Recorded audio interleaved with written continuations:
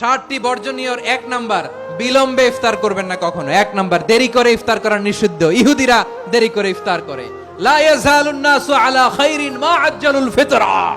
বিশ্বনবী বলেছেন, এই উম্মত যতদিন আগে আগে ইফতার করবে, এই উম্মতের কপাল থেকে কল্যাণ কেউ ছিনিয়ে নিতে পারবে না। চিল্লায় বলেন ঠিক কি না? আজানের জন্য বসে থাকবেন না, সময় দেখবেন। স্থানীয় সময় যখন সূর্যাস্ত হওয়া মাত্রই বিসমিল্লাহ, খেজুর খেয়ে ফেলবো। পারবেন তো? 2 নাম্বার, রমাদানের পবিত্রতা বজায় রাখবো। কোনো তর্ক বিতর্ক অশ্লীলতায় আমরা জড়াবো না, ঝগড়া করবো না, সরাসরিও না, ফেসবুকেও না। করবেন? কেউ গালি দিলে বলবেন ইন্নিমরুন সায়েম, আমি রোজাদার। আল্লাহর হাবিব শিখিয়েছেন, কেউ যদি তোমার গালি দেয়, কটু কথা বলে, অশ্লীল কথা বলে, রমজানে তুমিও বলতে পারবে না। তুমি বলতে পারবা ইন্নিমরুন সায়েম, আমি রোজাদার। আজকে থেকে নিয়ত করেন, রমজানে কেউ গালি দিলে আপনি একটা গালি দিবেন নাকি?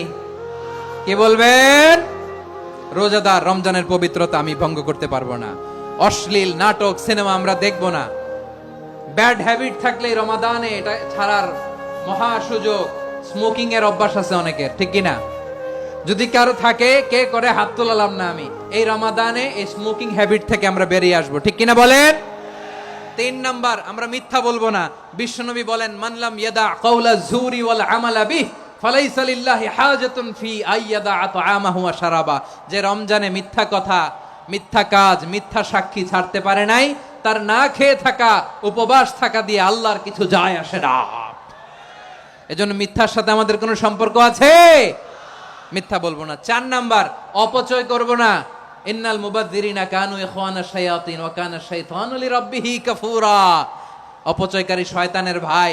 আচ্ছা, যে শয়তানের ভাই, ও নিজেও আরেকটা কি? শয়তান। অপচয় করব না। ইফতারি করতে যে আমরা অনেকে অপচয় করি, এগুলো করবেন আপনারা? না, অপব্যয় করব না। 5 নাম্বারে, রিয়া, লোক দেখানো ইবাদত আমরা করব না।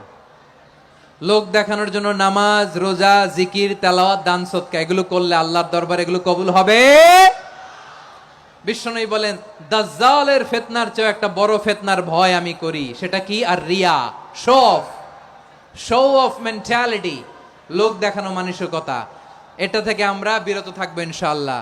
6 নাম্বার, অনেক গুরুত্বপূর্ণ। ব্যবসায়ী ভাইয়েরা, অনেক অসাধু ব্যবসায়ী আছে, রমজান আসলে নিত্য প্রয়োজনীয় পণ্যের মূল্য বৃদ্ধি করে দেয়।